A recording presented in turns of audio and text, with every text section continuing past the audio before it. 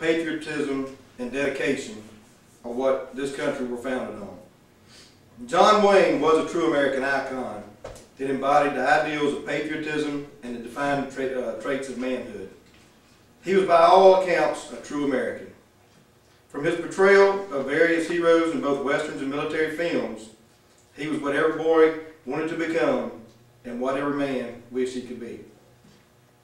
Much of his success as a hero was due to his unmistakable character and his distinguishing characteristics. With his gruff voice, swaggering gait, and tall stature, he definitely was a figure that was sure to stand out. John Wayne was born Marion Robert Morrison in Winterset, Iowa.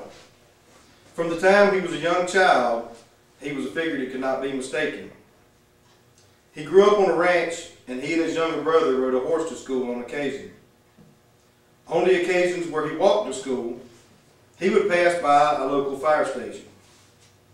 That local fire station was where he got a nickname that stayed with him for the rest of his life. On those occasions where he would walk by that fire station, he was never without the companionship of his large dog, an Airedale Terrier named Duke. A fireman at that station gave him the nickname Little Duke. The name Duke was more fitting to him than Marion, so Duke was what it was. That was adopted as his new moniker. Through the rest of his life, he was always seen as a model of the rugged male figure. He played football in high school, and could you guess that that was a championship high school team? He later became a member of the University of Southern California Trojans, where he also played football. And of course, that was a successful team also. His football career was now ended on the football field, which he regrettably never told his coach it had actually happened when he was body surfing.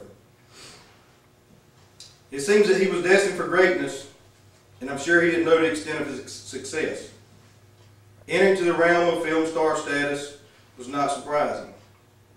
He was and will continue to be an icon in the film industry for his various tough guy roles. He was not only a tough guy in film, he was a tough guy. One instance that I was told was between him and one of his close friends. John Wayne and his friend Ward Bond often played jokes on each other. One day, Bond bet John Wayne that they could not stand on opposite sides of a newspaper, and John Wayne would not be able to hit him. Bond set a sheet of newspaper down on the floor in a doorway, and then slammed the door shut. Now, Bond, once he slammed the door shut, told John Wayne, "Try to hit me now." Well, Wayne responded by sending his fist through the door, knocking Bond down, and went into bed. Another testament as this far-reaching effect that John Wayne had on the entire world was when Emperor Hirohito visited America in 1975. He asked to meet this veteran star. Wayne was quoted by the Chicago Sun at that time saying, "I must have killed off the entire Japanese army." Now, of course, he was joking, but this was a testament as how far-reaching influence that he did have. John Wayne was not all fun and games. He did have a serious side. This side of him was a side that took care of his family, friends, and his country. In true American fashion, this patriot of unbridled love for his country and fellow man stopped on the side of the road while en route with his friend James Stewart to Ronald Reagan's second inauguration as governor of California. John Wayne stopped to speak with some anti-war protesters. See, James Stewart's stepson was killed in Vietnam. One of the protesters was holding a Vietnam flag in protest. John Wayne walked up to the individual and began to speak to him.